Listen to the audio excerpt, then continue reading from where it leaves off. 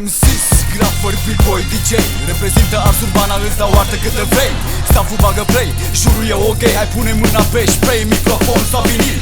Ori te faci windmill, pregătește-te de impact. Stata foc la fitil, decorul e bombă, beton sau mișto. Ars Urbana stare în aer, toată lumea strică yo, wow.